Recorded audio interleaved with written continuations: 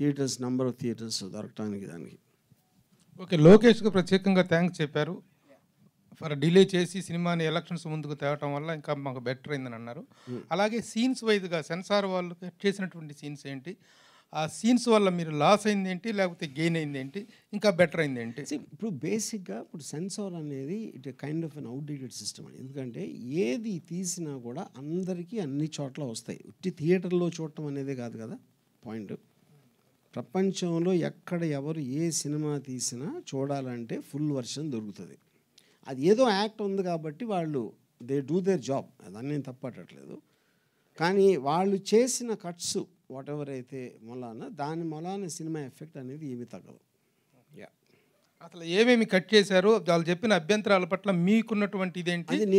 అది ఓకే, మీ cinema first మీరు అనుకున్నటువంటి ఒక ఇమోషనల్ కంటెంట్ అనేటువంటిది ఏం మిస్ అవ్వలేదు అనేది ఉందా?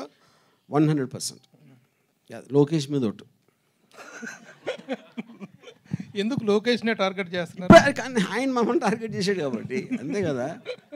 ఇప్పుడు ఎవరు మన మీదకి వస్తే మనం వాళ్ళ మీదకి వెళ్తాం కదా. అంటే లోకేష్ గారు టార్గెట్ చేశారు కాబట్టి ఈ ట్రైలర్లో ఆయన డైలాగులు ఎక్కువ పెట్టారా? ఇంతకుముందు దాంట్లో ఆయన డైలాగులు తక్కువ ఉన్నాయి. అది మీ విజ్ఞతకు వదిలేస్తున్నా. అది మీరు అంటే ఇప్పుడు నేను చెప్పేదానికి అర్థం మీరు అర్థం చేసుకుంది కాబట్టి ట్రైలర్లో ఏవి ఎలా అర్థమైందో మీరు చూసుకోవాలి. సో ఇంకోటి యాత్ర 2లో వైఎస్ షర్మిల గారి క్యారెక్టర్ లేదు, ఇందులో పెట్టారా లేదా? ఇప్పుడు యాత్ర 2 నేను సినిమా చూడలేదండి, బట్ ఇందులో ఉన్నారు, షర్మిల గారు ఉన్నారు. ఎలా ఉంటారు? పాజిటివ్గా ఉంటారా, నెగిటివ్గా ఉంటారా? ఎవ్వరూ దీంట్లో పాజిటివ్గా నెగిటివ్గా ఉండరు. జగన్ ఒక్కడే నెగిటివ్గా ఉంటారు, మిగతా అందరూ పాజిటివ్. జగన్ ఒక్కరు నెగిటివ్గా ఉంటారు. ఎవరికి నెగిటివ్గా ఉంటారు? ఎవరికి వాళ్ళకి నెగిటివ్గా ఉంటారు. నేనేదో అతి తెలియదు అంటే మీరు పట్టేశారు అది. అట్లా కదండి. ఇప్పుడు ఈ సినిమా ఎఫెక్ట్ అనేటువంటిది తెలుగుదేశానికి ఏ మేరకు ఉండబోతుంది? మీరు తెలుగుదేశం విజయావకాశాలను ఎంత దెబ్బ కొడుతుంది, వైఎస్ఆర్సీపీ విజయావకాశాలను ఎంత మెరుగుపరుస్తుంది అంటే ఆ ఈక్వేషన్ ఏం చెప్తారు? సరే, ఇప్పుడు అది చెప్పడానికి నేను జ్యోతిష్యుడిని కాదు, దేవుణ్ణి కాదు, ఏమీ కాదు. సో ఐ ఫీల్ అంటే ఎవెన్చువల్గా నేను చాలాసార్లు చెప్పినట్టు ఈ సినిమా అనేది నా ఒక ఒపీనియన్, నా ఒక బిలీఫ్ సిస్టమ్.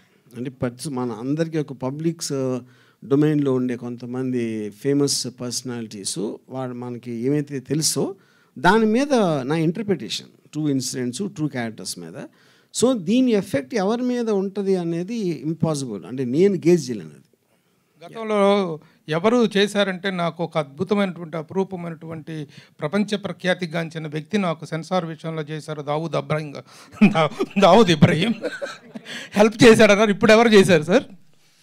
ఇది స్వర్గీయ ఎన్టీఆర్ గారు చేశారు.